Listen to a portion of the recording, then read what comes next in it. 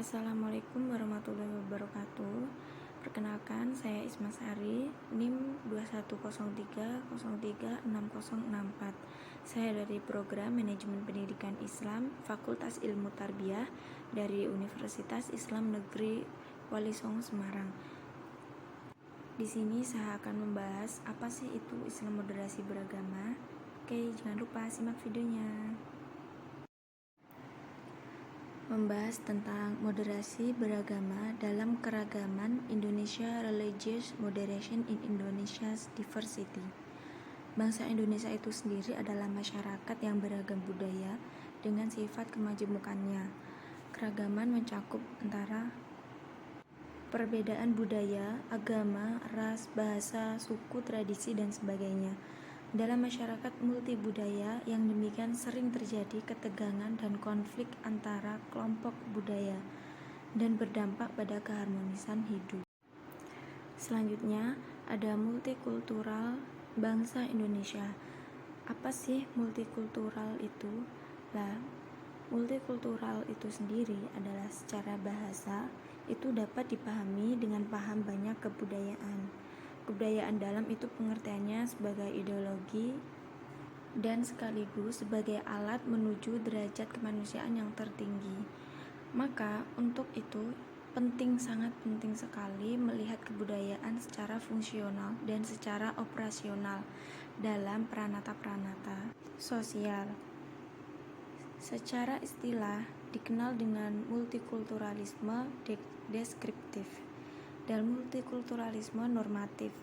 Multikulturalisme deskriptif adalah kenyataan sosial yang mencerminkan adanya kemajemukan. Sedangkan multikulturalisme normatif itu sendiri berkaitan dengan dasar-dasar moral, yaitu adanya ikatan moral dari para warga dalam lingkungan negara atau bangsa untuk melakukan sesuatu yang menjadi kesepakatan bersama. Dan multikulturalisme normatif itulah yang tampaknya yang kini dikembangkan di Indonesia.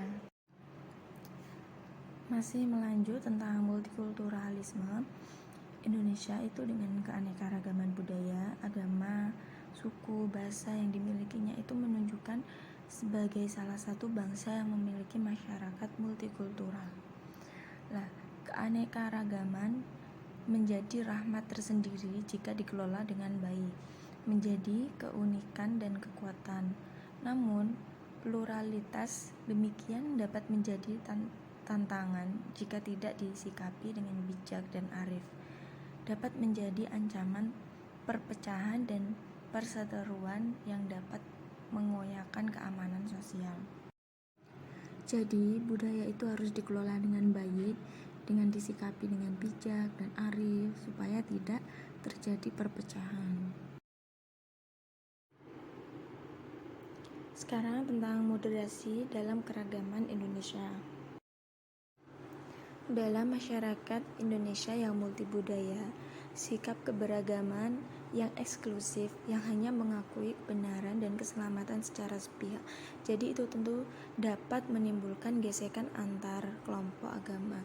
Jadi bisa menimbulkan konflik-konflik antar agama satu sama lain. Membahas tentang konflik yang sering terjadi dalam masyarakat, konflik keagamaan Indonesia itu umumnya dipicu adanya sikap keberagamaan yang eksklusif serta adanya kontestasi antar kelompok agama dalam meraih dukungan umat yang tidak dilandasi sikap toleransi.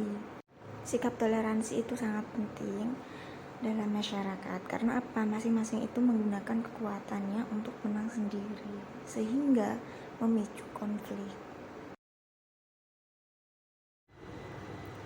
Konflik kemasyarakatan dan pemicu disharmoni masyarakat yang pernah terjadi itu di masa lalu itu berasal dari kelompok ekstrim, yaitu kiri komunisme dan ekstrim kanan Islamisme. Namun sekarang itu ancamannya di harmoni masyarakat dan ancaman negara kadang berasal dari globalisasi dan Islamisme yang oleh Yahudi disebutkan sebagai dua fundamentalisme, yaitu pasar yang pertama, yang kedua adalah agama. Karena sering terjadi konflik dalam agama, maka peran penyuluhan agama itu sangat penting. Penyuluhan itu merupakan salah satu jabatan fungsional di Kementerian Agama Republik Indonesia. Penyuluhan agama ini adalah ujung tombak pemerintah dalam menyampaikan pesan-pesan agama maupun pesan-pesan yang ingin disampaikan oleh pemerintah.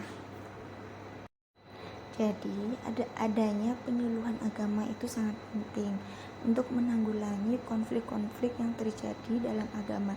Jadi, kita mengetahui apa sih pesan-pesan agama atau program pemerintah itu apa saja.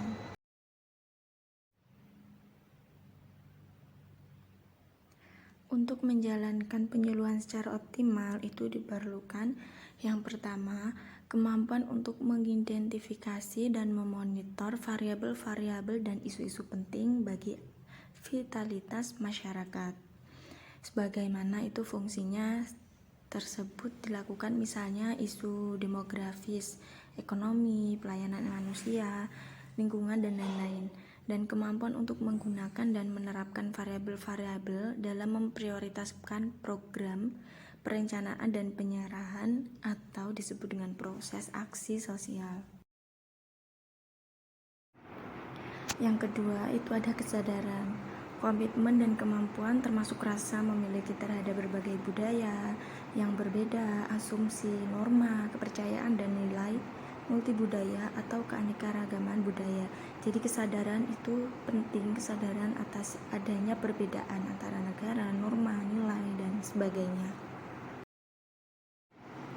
Yang ketiga itu ada kemampuan merencanakan, mendesain, penerapan, mengevaluasi, menghitung, dan menjual program penyuluhan untuk memperbaiki mutu hidup, sasaran penyuluhan atau program bidang penyuluhan.